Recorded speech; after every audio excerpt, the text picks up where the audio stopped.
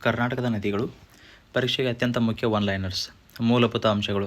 ಕರ್ನಾಟಕದ ನದಿಗಳನ್ನು ಮುಖ್ಯವಾಗಿ ಪೂರ್ವಾಭಿಮುಖ ಮತ್ತು ಪಶ್ಚಿಮಾಭಿಮುಖ ನದಿಗಳು ಎಂದು ವಿಂಗಡಿಸಬಹುದು. ಕರ್ನಾಟಕದ ಬಹುತೇಕ ಪ್ರಮುಖ ನದಿಗಳು ಪೂರ್ವಾಭಿಮುಖವಾಗಿ ಹರಿದು ಬಂಗಾಳಕೊಲ್ಲಿಯನ್ನು ಸೇರುತ್ತವೆ.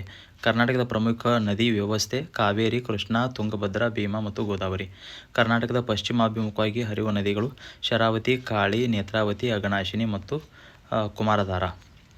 ಕಾವೇರಿ ನದಿಯ ಉಗಮ ತಲಕಾವೇರಿ, ಕೊಡಗು ಜಿಲ್ಲೆ.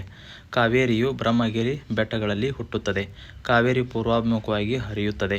ಕಾವೇರಿ ಕರ್ನಾಟಕದ ಪ್ರಮುಖ ಅಂತರ್ರಾಜ್ಯ ನದಿ. ಕಾವೇರಿ ಕರ್ನಾಟಕದ ನಂತರ ತಮಿಳುನಾಡಿಗೆ ಪ್ರವೇಶಿಸಿ ಬಂಗಾಳಕೊಲ್ಲಿಯನ್ನು ಸೇರುತ್ತದೆ. ಕಾವೇರಿಯ ಪ್ರಮುಖ ಉಪನದಿಗಳು ಹೇಮಾವತಿ, ಕಬಿನಿ, ಹಾರಂಗಿ, ಲಕ್ಷ್ಮಣತೀರ್ಥ, ಶಿಂಷಾ. ಕಬಿನಿ ಕಾವೇರಿಯ ಪ್ರಮುಖ ಉಪನದಿ. ಕೃಷ್ಣರಾಜಸಾಗರ KRS ಅಣೆಕಟ್ಟು ಕಾವೇರಿ ನದಿಯ ಮೇಲೆ. ಶಿವನಸಮುದ್ರ ಜಲಪಾತ ಕಾವೇರಿ ನದಿಯ ಮೇಲೆ. ಮೇಕೆದಾಟು ಕಾವೇರಿ ನದಿಗೆ ಸಂಬಂಧಿಸಿದ ಪ್ರಮುಖ ಸ್ಥಳ.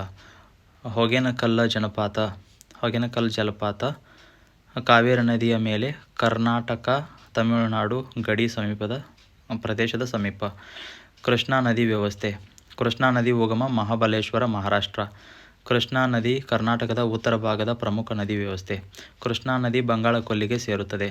ಕರ್ನಾಟಕ ಕೃಷ್ಣಾ ನದಿ ವ್ಯವಸ್ಥೆಯ ಪ್ರಮುಖ ಉಪನದಿಗಳು ಭೀಮಾ, ಘಟಪ್ರಭಾ, ಮಲಪ್ರಭಾ ಮತ್ತು ತುಂಗಭದ್ರಾ. ಭೀಮಾ ನದಿಯ ಕೃಷ್ಣಾದ ಪ್ರಮುಖ ಉಪನದಿ. ಭೀಮಾ ನದಿ ಕರ್ನಾಟಕದ ಕಲಬುರಗಿ, ವಿಜಯಪುರ ಭಾಗಗಳಿಗೆ ಪ್ರಮುಖವಾಗಿದೆ. ಘಟಪ್ರಭಾ ಕೃಷ್ಣಾ ನದಿಯ ಪ್ರಮುಖ ಉಪನದಿ. ಮಲಪ್ರಭಾ ಕೂಡ ಕೃಷ್ಣಾ ನದಿಯ ಪ್ರಮುಖ ಉಪನದಿ.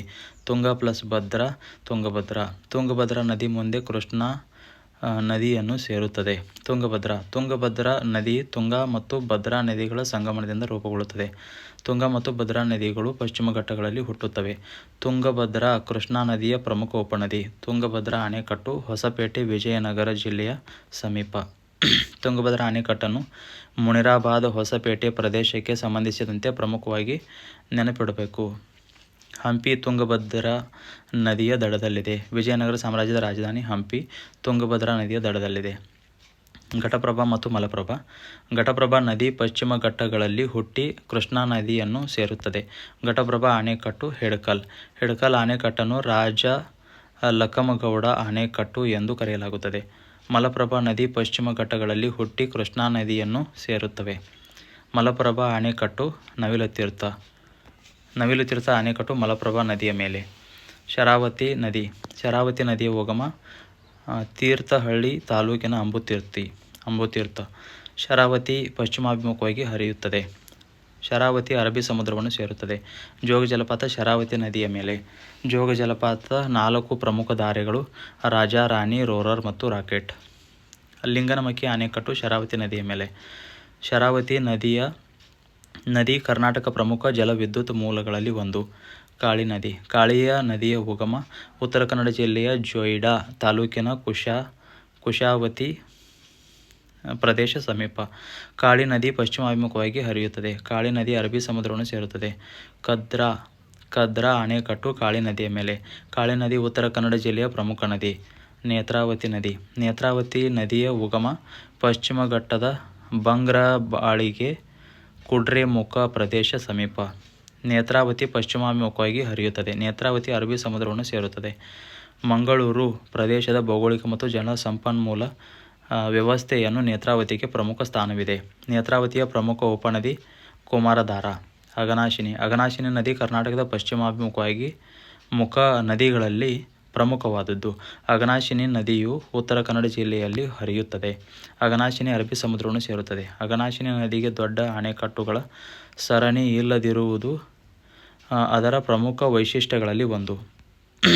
ಭೀಮಾ ನದಿ ಕೃಷ್ಣಾ ನದಿಯ ಪ್ರಮುಖ ಉಪನದಿ. ಭೀಮಾ ನದಿಯ ಉಗಮ ಮಹಾರಾಷ್ಟ್ರದ ಭೀಮಾಶಂಕರ್ ಪ್ರದೇಶ. ಭೀಮಾ ಕರ್ನಾಟಕದ ಉತ್ತರ ಭಾಗದ ಪ್ರಮುಖ ನದಿ. ಭೀಮಾ ಕೊನೆಗೆ ಕೃಷ್ಣಾ ನದಿಯನ್ನು ಸೇರುತ್ತದೆ. ಕರ್ನಾಟಕದ ಪ್ರಮುಖ ನದಿ ಅಣೆಕಟ್ಟು ಜೋಡಿಗಳು: ಕಾವೇರಿ ಕೃಷ್ಣರಾಜಸಾಗರ KRS. ಕಾವೇರಿ ಹಾರಂಗಿ. ಕಬಿನಿ ಅಣೆಕಟ್ಟು. ತುಂಗಭದ್ರಾ ಅಣೆಕಟ್ಟು. ಘಟಪ್ರಭಾ ಹಿಡಕಲ್ ಅಣೆಕಟ್ಟು. ಮಲಪ್ರಭಾ ನವಿಲುತೀರ್ಥ ಅಣೆಕಟ್ಟು. ಶರಾವತಿ ಲಿಂಗನಮಕ್ಕಿ ಅಣೆಕಟ್ಟು. ಕಾಳಿ ಕದ್ರಾ ಅಣೆಕಟ್ಟು. ಕೃಷ್ಣಾ ಆಲಮಟ್ಟಿ ಅಣೆಕಟ್ಟು. ಭೀಮಾ ನದಿ ವ್ಯವಸ್ಥೆ ವಿವಿಧ ಯೋಜನೆಗಳು. ಕರ್ನಾಟಕದ ಪ್ರಮುಖ ಜಲಪಾತ ನದಿ ಜೋಡಿಗಳು: ಜೋಗ ಜಲಪಾತ ಶರಾವತಿ, ಶಿವನ ಸಮುದ್ರ ಕಾವೇರಿ, ಗೋಕಾಕ್ ಜಲಪಾತ ಘಟಪ್ರಭಾ, ಅಬ್ಬೆ ಜಲಪಾತ ಕಾವೇರಿ ನದಿ ಜಲಾನಯನ ಪ್ರದೇಶ, ಮಾಗೋಡು ಜಲಪಾತ ಬೆಡ್ತಿ ನದಿ, ಸಾತೋಡಿ ಜಲಪಾತ ಉತ್ತರ ಕನ್ನಡದ ಸ್ಥಳೀಯ ನದಿ ವ್ಯವಸ್ಥೆ. ಕಾವೇರಿ ತಲಕಾವೇರಿ ಕೊಡಗು ಬಂಗಾಳಕೊಲ್ಲಿ, ಕೃಷ್ಣಾ ಮಹಾಬಲೇಶ್ವರ ಬಂಗಾಳಕೊಲ್ಲಿ, ತುಂಗ ಪ್ಲಸ್ ಭದ್ರಾ ತುಂಗಭದ್ರಾ ಕೃಷ್ಣಾ, ಕಬಿನಿ ಕಾವೇರಿ, ಘಟಪ್ರಭಾ ಕೃಷ್ಣಾ ಹಿಡಕಲ್, ಮಲಪ್ರಭಾ ಕೃಷ್ಣಾ ನವಿಲುತೀರ್ಥ, ಭೀಮಾ ಕೃಷ್ಣಾ, ಶರಾವತಿ ಅಂಬುತೀರ್ಥ ಅರಬ್ಬಿ ಸಮುದ್ರ, ಜೋಗ ಶರಾವತಿ, ಲಿಂಗನಮಕ್ಕಿ ಶರಾವತಿ, ಕಾಳಿ ಅರಬ್ಬಿ ಸಮುದ್ರ ಕದ್ರಾ, ನೇತ್ರಾವತಿ ಅರಬ್ಬಿ ಸಮುದ್ರ, ಅಘನಾಶಿನಿ ಅರಬ್ಬಿ ಸಮುದ್ರ, ಹಂಪಿ ತುಂಗಭದ್ರಾ, ಗೋಕಾಕ್ ಜಲಪಾತ ಘಟಪ್ರಭಾ, ಶಿವನ ಸಮುದ್ರ ಕಾವೇರಿ.